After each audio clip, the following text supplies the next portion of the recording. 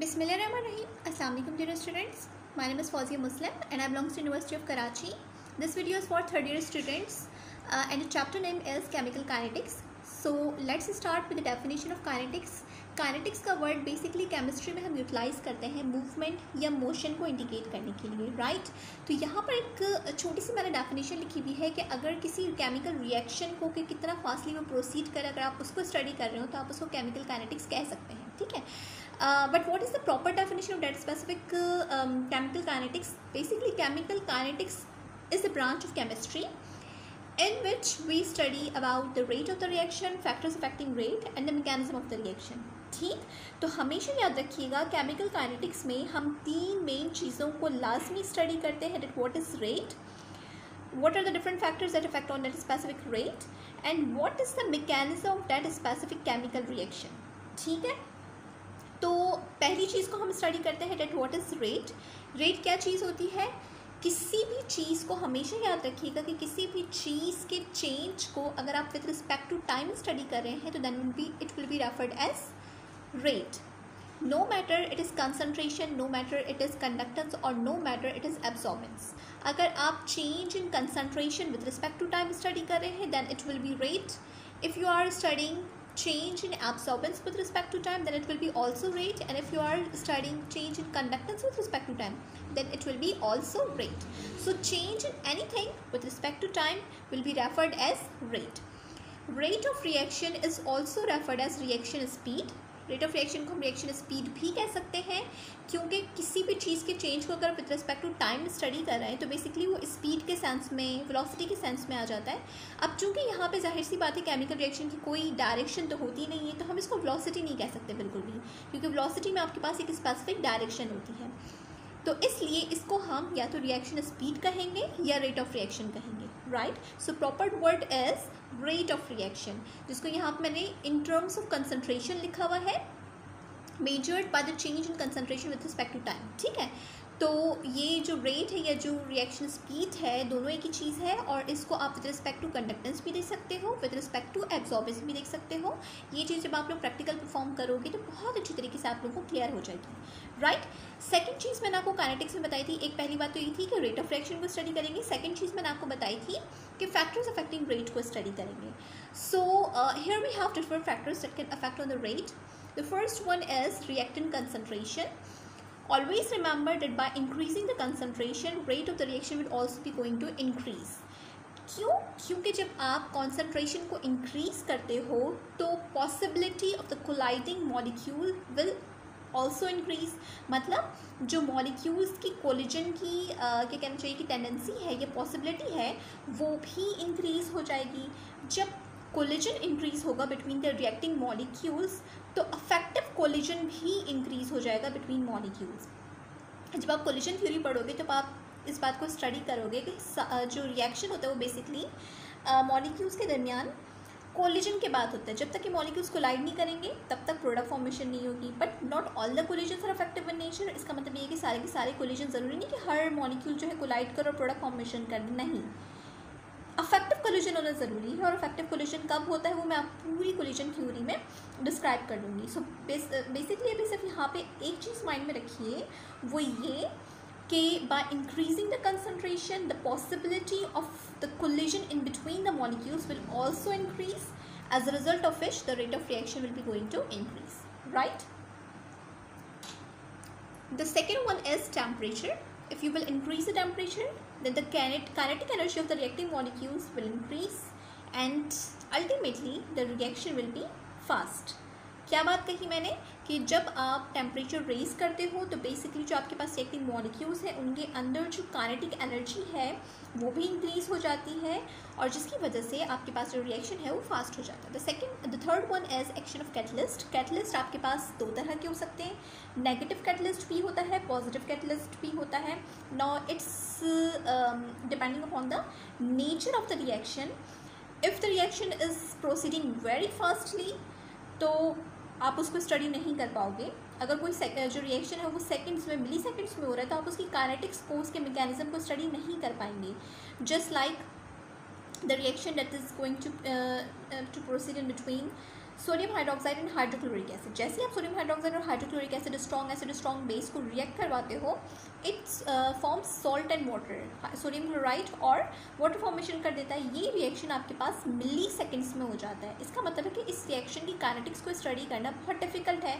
एक और जो रिएक्शन बहुत फास्टली होता है वो है, आप लोगों ने 9th क्लास में पढ़ा होगा, मैंने आज एग्जाम्पल भी दी थी अपनी लैब में स्टूडेंट्स को। लैंडोल्ट एक्सपेरिमेंट पढ़ा होगा एच शेप ट्यूब का कुछ, जिसमें आपको अच्छे तरीके से याद होगा कि silver chloride precipitate white colour के फॉर्म होते थे।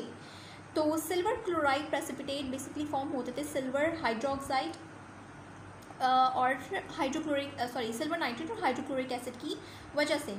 जब ये दोनों केमिकल्स आपस में रिएक्ट करते थे तो सिल्वर क्लोराइड की प्रेसिपिटेट फॉर्मेशन होती थी। अब ये जो प्रेसिपिटेट फॉर्मेशन होती थी ये भी बहुत फास्टली होती थी, विद इन सेकेंड्स हो जाता था ये रिएक्शन। तो इस रिएक्शन की काइनेटिक्स को अगर आप स्टडी करेंगे तो it will be very difficult for you. You can't study the reaction mechanism of that specific और you can see the very fast reaction, so you must have to slow down the speed of the reaction. तो यहाँ पे आप कोई inhibitor use करोगे या फिर negative catalyst use करोगे। तो बात बताने का मकसद ये था कि आपके पास दो तरह के कैटलिस्ट होते हैं, एक नेगेटिव कैटलिस्ट होता है, एक पॉजिटिव कैटलिस्ट होता है। नेगेटिव कैटलिस्ट को हम इनहिबिटर भी कहते हैं और उसका काम ये होता है कि किसी रिएक्शन को स्लो डाउन कर दें ताकि हम उसके रिएक्शन के मैकेनिज्म को ईजिली स्टडी कर सकें, राइट। और पॉजिटिव कैटलिस्ट का काम ये होता है कि वो उस रिएक्शन को स्पीड अप कर दे ताकि हम उसके रिएक्शन के मैकेनिज्म को ईजिली स्टडी कर सकें। क्योंकि अगर बहुत स्लो रिएक्शन भी होगा तब भी आप उसको स्टडी ईजिली नहीं कर सकोगे। लाइक अगर कोई रिएक्शन मंथ्स में हो रहा है या वीक्स में हो रहा है या डेज में हो रहा है, so it will be very difficult to you to observe that specific reaction. तो उसको स्लो डाउन करने के लिए इस रिएक्शन को स्पीड अप करने के लिए आप कोई पॉजिटिव कैटलिस्ट यूज़ करोगे, राइट। अच्छा, मैं कोशिश करती हूँ अपने लेक्चर में कि मैं प्रीवियस एग्जांपल्स दूँ, जैसे मैंने अभी आप लोगों को 9th क्लास की एग्जांपल दी, क्योंकि ये चीज़ें ऑलरेडी आप लोगों ने पढ़ी भी होती हैं बट माइंड से स्किप हो जाती हैं। सो इट्स बेटर कि मैं आप लोगों को प्रीवियस एग्जांपल से समझाऊँ ताकि आपको वो जो केमिस्ट्री है वो भी रिवाइंड हो जाए। The fourth one is surface area. Surface area क्या होता है कि जितना ज़्यादा आप सरफेस प्रोवाइड करोगे रिएक्शन के लिए उतने ही ज़्यादा स्पीडली रिएक्शन होगा। इस एग्जाम्पल मैं अगर आपको दूं तो ये भी आप लोग 9th क्लास में परफॉर्म कर चुके हैं। जब मैग्नीज ऑक्साइड के ऊपर आप हाइड्रोक्लोरिक एसिड डालते थे 9th क्लास लैब में ऑक्सीजन फॉर्मेशन के लिए, तो वो ब्लैक कलर का मैग्नीज ऑक्साइड होता था और हाइड्रोक्लोरिक एसिड जब आप उसको डालते थे तो बबल्स फॉर्मेशन होती थी और ऑक्सीजन गैस प्रोड्यूस होती थी। उसमें ये बात आपको बताई जाती थी, वहाँ पे टीचर्स आपको बताते थे कि अगर मैग्नीज ऑक्साइड के आप स्टोन्स ले लेंगे, मतलब जो है पैरेट्स ले लेंगे, तो उस वक्त भी ऑक्सीजन गैस प्रोड्यूस होगी बट इतनी ज़्यादा नहीं होगी। क्यों? क्योंकि वो मॉलिक्यूल्स जो कि सिर्फ सरफेस पे मैग्नीज ऑक्साइड के ऊपर मैग्नीज ऑक्साइड के वो अभी रिएक्शन में पार्टिसिपेट कर रहे हैं। वो मॉलिक्यूल्स जो कि इनसाइड एट स्पेसिफिक सरफेस हैं, पैरेट्स के अंदर मौजूद हैं, स्टोन के अंदर मौजूद हैं, they are basically unable to participate inside the reaction. तो इसका मतलब ये है कि अभी सरफेस एरिया कम है, ठीक। बट इसी मैग्नीज ऑक्साइड के स्टोन को, ये पैरेट को आप फाइनली डिवाइड कर दो पाउडर फॉर्म में, now all the particles will be able to participate inside the reaction, क्योंकि हर मॉलिक्यूल का इंट्रैक्शन हो रहा है हाइड्रोक्लोरिक एसिड से।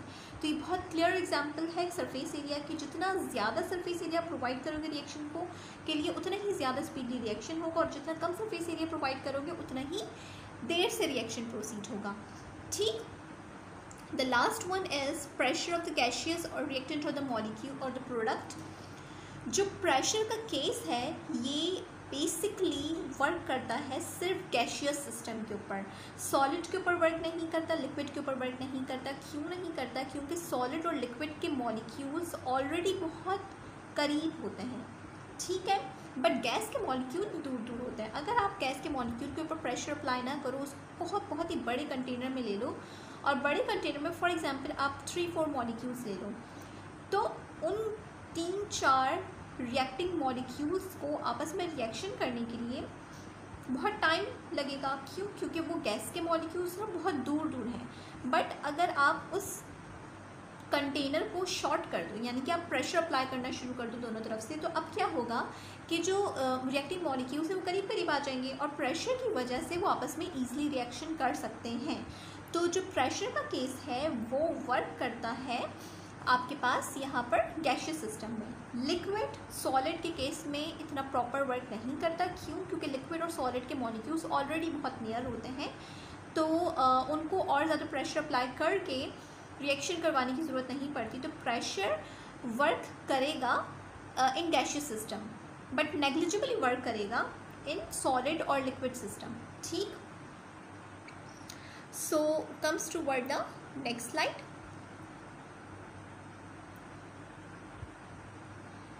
अच्छा, इस स्लाइड में हमने शॉर्ट सी डेफिनेशंस आप लोगों को मेंशन कर दी हैं कि कौन सी चीज़ क्या है, रिएक्शन रेट क्या है। रिएक्शन रेट मैं ऑलरेडी आप लोगों को बता चुकी हूँ कि if you are going to study the change of anything with respect to time then it will be referred as rate. ठीक है। The second one is rate law. Rate law से आपको ये पता चलता है कि कौन सा रिएक्टिंग मॉलिक्यूल कितना ज़्यादा रिएक्शन के अंदर पार्टिसिपेट कर रहा है। अभी नेक्स्ट स्लाइड्स जो आएंगी उसमें आपको पूरा रेट लॉ लिखना भी सिखाऊंगी, तो आपको पता चलेगा कि रेट लॉ बेसिकली क्या होता है। उसमें जितने भी रिएक्टिंग मॉलिक्यूल्स होते हैं उनको हम वहाँ पे मेंशन करते हैं रेट लॉ में। तो रेट लॉ से हमें ये मालूम चलता है कि कौन सा रिएक्टिंग मॉलिक्यूल कितने टाइम पार्टिसिपेट कर रहे हैं रिएक्शन में, तो उसको आप कहते हो रेट लॉ। ठीक। इंटीग्रेटेड रेट लॉ क्या होता है? इंटीग्रेटेड रेट लॉ बेसिकली जब आप किसी ऑर्डर का फॉर्मूला डिज़ाइन कर रहे होते हो, तो उस फॉर्मूले को डिज़ाइन करने के लिए, उसकी पूरी डेरिवेशन करने के लिए आप वहाँ पे डेरिवेटिव भी लेते हो, आप वहाँ पे इंटीग्रेट भी करते हो। तो इंटीग्रेटेड रेट लॉ बेसिकली एक इक्वेशन होती है आपके पास, जिसके थ्रू आप डिटरमाइन कर सकते हो कि किस चीज़ की कितनी क्वांटिटी यूटिलाइज हुई है, किस चीज़ की कितनी क्वांटिटी यूटिलाइज होगी आगे चलकर, और कितना टाइम रिएक्शन लेगा। ठीक है। तो हर इक्वेशन की अपनी फैसिलिटीज़ होती हैं, अपनी पॉसिबिलिटीज़ होती हैं कि उसमें क्या क्या चीज़ें मौजूद हैं और क्या क्या चीज़ें आप डिटरमाइन कर सकते हो। तो ये भी चीज़ आपके पास सारी इंटीग्रेटेड रेट लॉज जो है वो मैं आपको आगे बताऊँगी कि क्या क्या होता है। हाफ लाइफ क्या चीज़ होती है कि the time required to complete the reaction by its half. अगर कोई रिएक्शन हाफ कंप्लीट हो गया है तो उस हाफ रिएक्शन को कंप्लीट करने के लिए कितना टाइम लगा है, that will be referred as the half life of that specific reaction. और हाफ लाइफ को हम फाइंड आउट क्यों करते हैं? ताकि हमें पता लगे कि वो रिएक्शन टोटली कितना हो रहा है, कितना टाइम ले रहा है। ठीक है।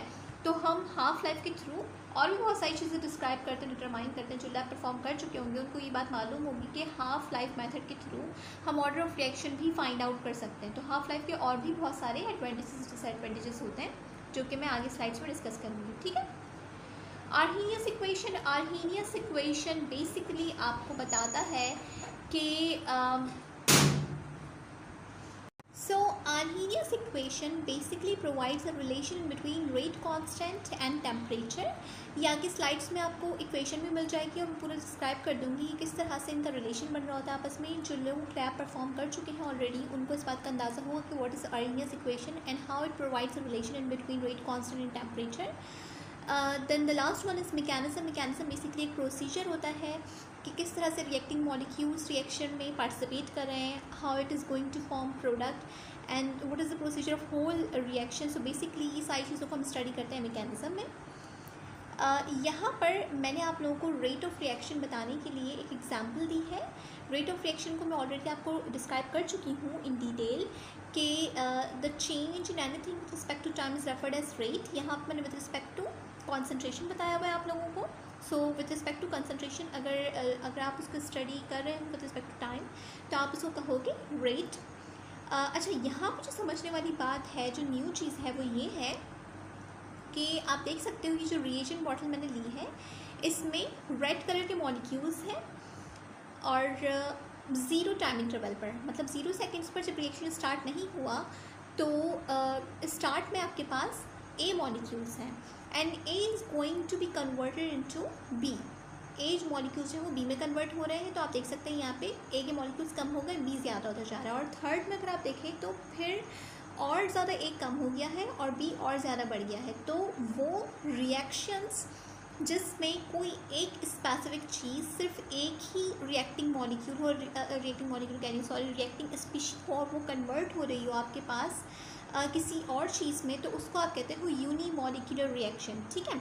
यानी कि उसकी जो मॉलिक्यूलैरिटी है वो 1 है, यानी कि एक स्पेसिफिक आपके पास रिएक्टेंट है और वो कन्वर्ट हो रहा है अगर प्रोडक्ट में, तो those type of reaction are referred as unimolecular reaction. ये आगे भी चीज़ आएगी जो आपको मैं बता दूंगी कि व्हाट आर यूनिमॉलिक्यूलर रिएक्शंस।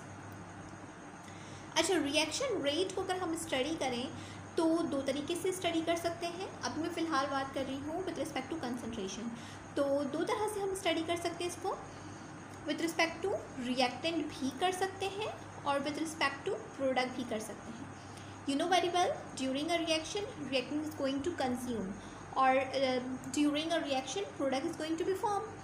तो अगर आप रिएक्टिंग स्पीशीज़ के रेफरेंस से करेंगे रेट को study, so you have to mention a negative sign with that specific rate, क्योंकि रेट जो है जो रिएक्टेंट्स हैं वो टाइम टू टाइम डिक्रीज होते जा रहे हैं, तो आप उस स्पेसिफिक रेट के साथ नेगेटिव साइन को शो करोगे। जबकि अगर आप प्रोडक्ट के रिस्पेक्ट से स्टडी करोगे तो आप उसके साथ पॉजिटिव साइन शो करोगे। क्यों? क्योंकि with respect to time product बढ़ता जा रहा है आपके पास। कुछ रिएक्शंस आपके पास रिवर्सिबल रिएक्शंस भी होते हैं जिसमें प्रोडक्ट पहले फॉर्म होती है, एक्यूमुलेट होना स्टार्ट होती है, और अगर आपने चैम्बर में से प्रोडक्ट को रिमूव नहीं किया तो वो प्रोडक्ट वापस से रिएक्टेंट में कन्वर्ट होना शुरू हो जाती है। Those type of reactions are referred as reversible reaction. तो रिवर्सिबल रिएक्शन को में प्रोडक्ट हासिल करने के लिए आपका काम ये होता है कि आप चैम्बर में से प्रोडक्ट को रिमूव कर लो। अदरवाइज़ अगर आपने चैम्बर में ही छोड़ दिया प्रोडक्ट को तो वो वापस से रिएक्टेंट में कन्वर्ट होगा, रिएक्टेंट वापस से प्रोडक्ट में कन्वर्ट होगा। वो रिवर्सिबल रिएक्शन आपस में चलता रहेगा जब तक कि आप उसमें से प्रोडक्ट की किसी एक चीज़ को रिमूव ना कर लो, ठीक। अच्छा, यहाँ पर मैंने रेट डिटरमाइन करने का फॉर्मूला मेंशन कर दिया है। ये देखें, विद रिस्पेक्ट टू कंसंट्रेशन लिखा है मैंने, राइट। जब कंसंट्रेशन को आप मेंशन करते हो तो यहाँ पे स्क्वायर ब्रैकेट्स यूज़ करते हो। ये बात आपको ऑलरेडी मालूम होगी, 9 मैट्रिक फर्स्ट और सेकेंड ईयर में आप हमेशा ऐसे ही करते हुए आ रहे हो कि जब भी आप कंसंट्रेशन को मेंशन करते हो तो स्क्वायर ब्रैकेट्स यूज़ करते हैं। तो चेंज इन कंसंट्रेशन और which concentration, change in the concentration of specific reactant that is referring as A. इस केस में आपके पास ए है, ठीक है, डिवाइड बाय टाइम। तो आप change in concentration of reactant that is A with respect to time study कर रहे हो, और इसकी यूनिट क्या होगी? कंसंट्रेशन की यूनिट आपको मालूम है मोलैरिटी होती है, तो यहाँ पर यूनिट भी मेंशन कर दी है, मोलैरिटी डिवाइडेड बाय टाइम है। टाइम को अगर आप यूनिट सेकेंड्स में मेंशन कर रहे हो तो यहाँ पे आप सेकेंड्स लिख सकते हो, अगर मिनट कर रहे हो तो मिनट्स में कर सकते हैं, ठीक है। मोलैरिटी खुद क्या होती है? मोल्स पर लीटर होते हैं, तो आप इसको मोलैरिटी पर सेकेंड भी लिख सकते हो, मोल्स पर लीटर पर सेकेंड भी लिख सकते हैं, ठीक। तो इसमें ऐसी कोई रॉकेट साइंस नहीं है, सिंपल फॉर्मूले के थ्रू यूनिट कैसे बनाते हैं वो मैंने आपको बताया, ठीक है। अच्छा, केमिकल काइनेटिक्स में मैंने भी पिछली स्लाइड्स में आपको ये बात बताई थी कि अगर आप रेट स्टडी कर रहे हो विद रिस्पेक्ट टू रिएक्टेंट तो आपको नेगेटिव साइन शो करना पड़ेगा, क्योंकि reactant time to time decrease हो रहा है आपके पास, ठीक है। तो डिक्रीज़ को शो करने के लिए यहाँ पे आप नेगेटिव साइन शो करते हो, और अगर with respect to product study कर रहे हो तो पॉजिटिव साइन के साथ आएगा। पॉजिटिव साइन आप मेंशन नहीं करते हो, तो यहाँ पर अंडरस्टूड है कि यहाँ पे कौन सी साइन है? पॉजिटिव, ठीक है। अच्छा, ये एक जनरलाइज इक्वेशन है, एक जनरलाइज रिएक्शन है in which A moles of A is going to combine with B moles of B and it is going to form C moles of C and D moles of D। अगर हम आपसे कहें कि आप इस equation का rate लिखें with respect to all reactants and products, then what will you do? You will start to make a rate equation। और वो कैसे बनाओगे आप? जो आपके पास मोल्स होंगे वो 1 डिवाइड बाय में आ जाएंगे, चाहे वो आपके पास यहाँ पे 2 हो, 3 हो, कुछ भी हो। अगर फॉर एग्जांपल यहाँ पे 4 होता तो 1 डिवाइड बाय 4 लिखती मैं यहाँ पे। Change the concentration of A with respect to time, negative sign क्यों लगाया? Because this is a reactant, is equals to B moles of B को मेंशन करेंगे 1 divide by B, change the concentration of B divided by change in time, ठीक। Here we have negative sign which is again showing that reactant is going to consume with respect to time, ठीक। यहाँ पे भी आप देख सकते हैं कि हमने C moles of C को मेंशन किया, D moles of D को मेंशन किया, but here we have mentioned no sign, that means here we have positive sign which is understood and no need to mention the positive sign, ठीक है। यहाँ पे लिखा हुआ BMNA reactant decrease हो रहा है, प्रोडक्ट इंक्रीज हो रहा है, राइट। अच्छा, अब यहाँ पर हमने एक इक्वेशन ली है जो कि जर्नलाइज नहीं है, जो कि एक स्पेसिफिक रिएक्शन है in which N2O5 is going to be converted into 4 moles of NO2 and 1 mole of O2, right? जिसमें आप नोटिस कर सकते हैं कि by converting 2 moles of N2O5 we will get 4 moles of NO2 and 1 mole of oxygen. ठीक, इस बात को आप इस तरह से भी कह सकते हैं कि जब आपको इस रिएक्शन के थ्रू 1 मोल ऑक्सीजन प्रोड्यूस करवाना होगा तो उसके साथ आपको 4 मोल्स NO2 के मिलेंगे और आपको उस वक्त यूज़ करने पड़ेंगे 2 moles of N2O5, right? Are you getting my point? I am repeating again, अगर मुझे 1 मोल चाहिए ऑक्सीजन का तो मुझे साथ में 4 मोल्स ऑफ NO2 भी मिलेगा। अगर 2 मोल्स चाहिए ऑक्सीजन के तो मुझे यहाँ पे 8 मोल्स ऑफ NO2 मिलेंगे और 4 मोल्स ऑफ N2O5 कंज्यूम करने पड़ेंगे। तो उस हिसाब से ये चेंज होता रहेगा, ठीक। और अगर इस स्पेसिफिक रिएक्शन का मैं रेट लिखूँगी तो बिल्कुल वैसे ही लिखूँगी जैसे मैंने पीछे लिखा था। यहाँ पे 1/2 मैंने इसलिए मेंशन किया है कि because here we have 2 moles of N2O5, right? Again we are using negative sign here because it's a reactant, and with products we are using no sign, that means here we have positive sign which is understood, ठीक है। अच्छा, अब आपके पास एक equation है और उसका average rate किस तरह से फाइंड आउट किया हुआ है वो मैं दिखा देती हूँ आप लोगों को। जो इक्वेशन है वो आपके पास ये है कि bromine is going to react with formic acid. Basically this is the formula of formic acid, HCOOH, and they are going to form 2 moles of bromide, 2 moles of hydrogen and carbon dioxide gas, ठीक। यहाँ पे इन्होंने क्या किया हुआ है, ये आपके पास एक पूरा न्यूमेरिकल सॉल्व हुआ हुआ है। इसमें फॉर एग्जांपल हमने पूरा सॉल्व किया, सॉल्व करने के बाद आप रिएक्शन परफॉर्म करने के बाद आपके पास पूरा डेटा आ गया। उस डेटा में क्या है कि 0 टाइम इंटरवल पर जो ब्रोमीन की कंसनट्रेशन थी वो ये थी, 50 सेकेंड्स पर ये हो गई, 100 सेकेंड्स पर ये होगी, 150 सेकेंड्स पर ये हो गई। उसके बाद हमने क्या किया, रेट फाइंड आउट करने के लिए आपको मालूम है कि क्या करते हैं, concentration, change in concentration divide by time, यही करते हैं आप हमेशा, ठीक है। तो मैथमेटिकली भी आप कर सकते हैं इसको इस तरह से, सिंपल आप वैल्यूज़ पुट करें यहाँ से और पुट करने के बाद रेट फाइंड आउट कर लें।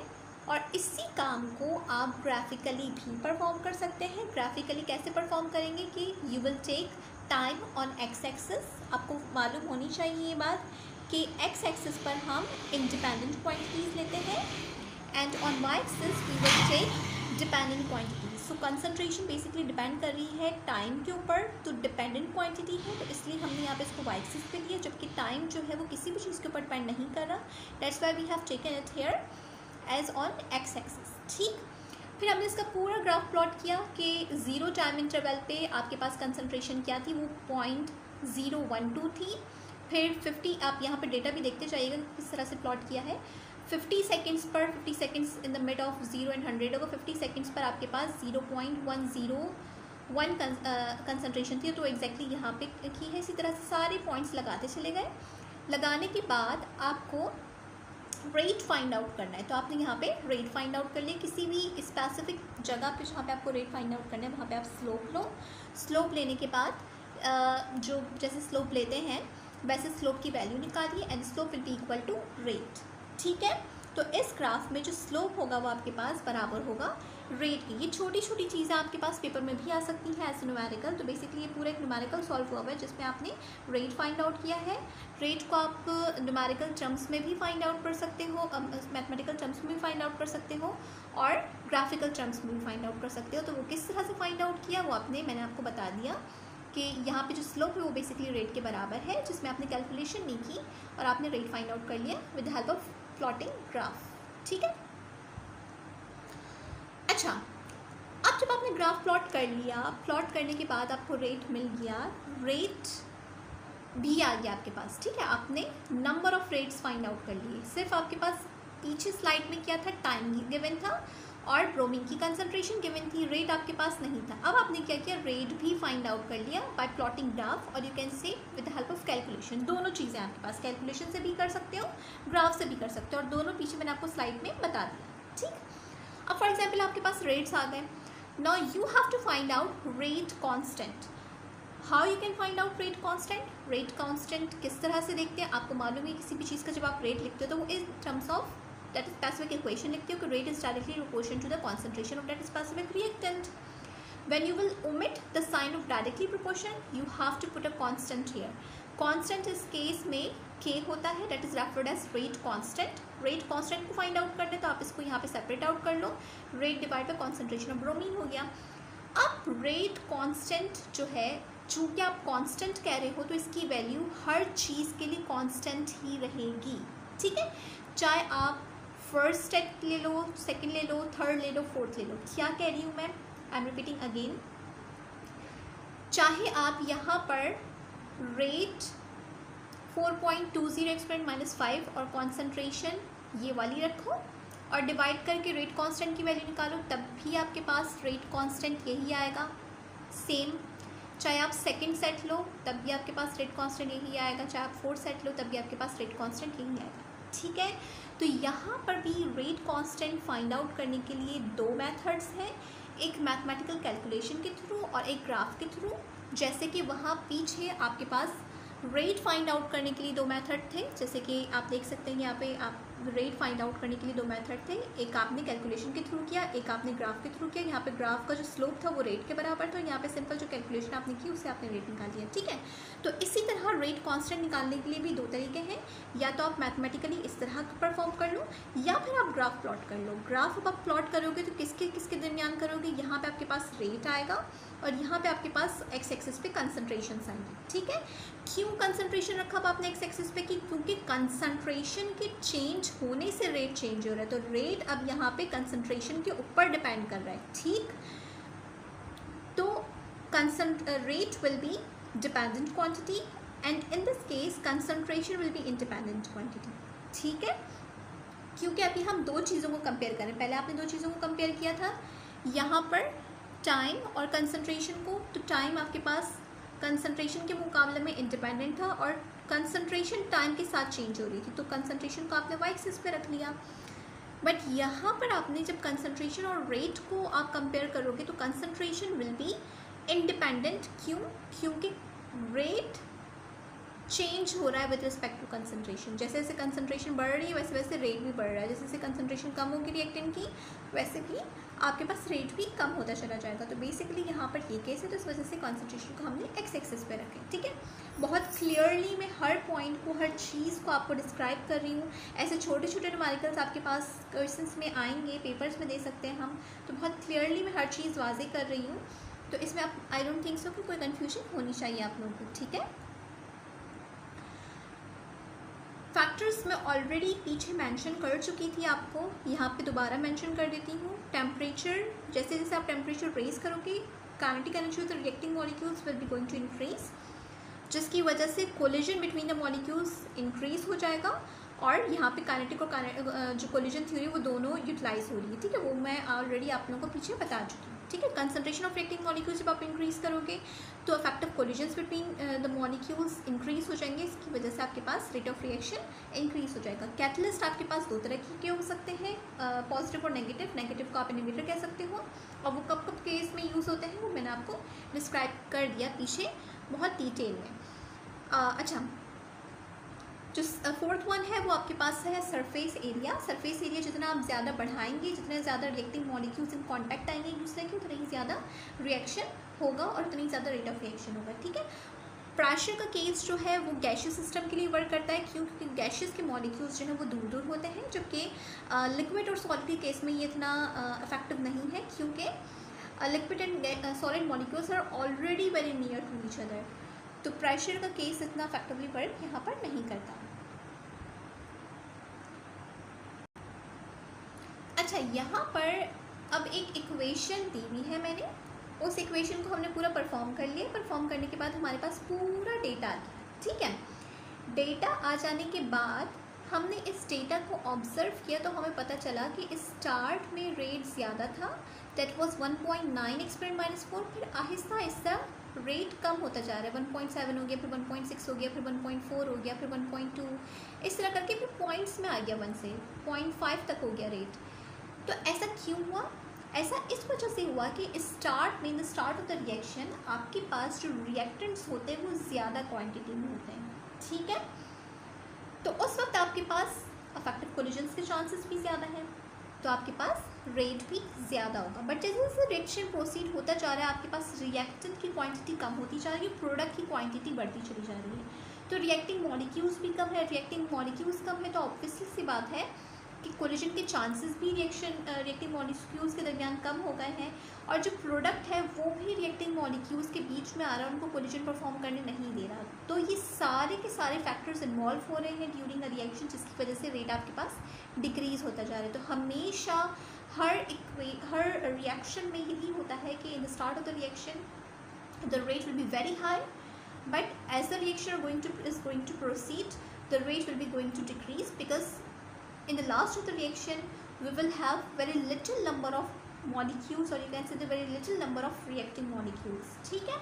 अच्छा, ये बात अंडरस्टूड है, वो मैं जाहिर सी बात है अब दोबारा बता देती हूँ ये बात आपको, कि ये जो मैंने आपको डेटा दिया हुआ ना, ये ऑब्वियसली याद करने की आप लोगों को ज़रूरत नहीं है, ठीक है। ये बात तो अंडरस्टूड है कि याद नहीं करना है आपको, ये डेटा आपको प्रोवाइड किया जाएगा, उसमें से हम आपको कहेंगे कि या तो रेट निकालें, रेट कांस्टेंट निकालें, किस तरह से उसको रिजल्ट है आपको दिया हुआ है तो आप उसको इंटरप्रीट करें, ये सारी चीज़ें आपको दी जाएंगी। तो आप लोग थर्ड ईयर के स्टूडेंट्स, आपको ऑलरेडी मालूम होगा, लेकिन फिर भी मैंने ये आपको बात बता दी कि कहीं ऐसा नहीं कीजिएगा आप लोग के इसके साथ ये है टाइम के साथ तो पूरा याद करें किस टाइम पे ये कंसंट्रेशन आई, इस टाइम पे ये, ऐसा आप लोगों को बिल्कुल भी नहीं करना, ठीक है। ये चीज़ तो बिल्कुल भी हम एक्सपेक्ट नहीं करेंगे थर्ड ईयर के स्टूडेंट्स से, लेकिन फिर भी मैंने आपको ये बात बता दी।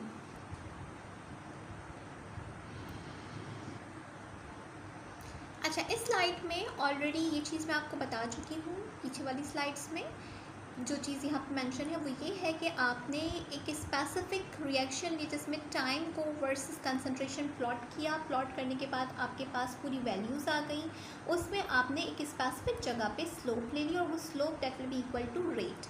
अच्छा, अब बार बार एक टर्म आ रही है इंस्टेंटेनियस रेट, इंस्टेंटेनियस रेट। तो इंस्टेंटेनियस रेट का मतलब ये होता है कि अगर आप किसी स्पेसिफिक पॉइंट पर रेट फाइंड आउट करना चाह रहे हैं जहाँ पे जो डिफरेंस ऑफ टाइम हो वो ऑलमोस्ट इक्वल टू ज़ीरो हो, ये नेग्लिजिबल हो, मतलब बहुत ही कम टाइम पास हुआ और उस टाइम में आप अगर रेट फाइंड आउट करने की कोशिश करें तो उसको आप कहेंगे इंस्टेंटेनियस रेट। इंस्टेंट का मतलब होता है कि उस स्पेसिफिक टाइम का रेट, ठीक है, उस स्पेसिफिक लम्हे का रेट, ठीक है, तो उसको आप कहोगे इंस्टेंटेनियस रेट।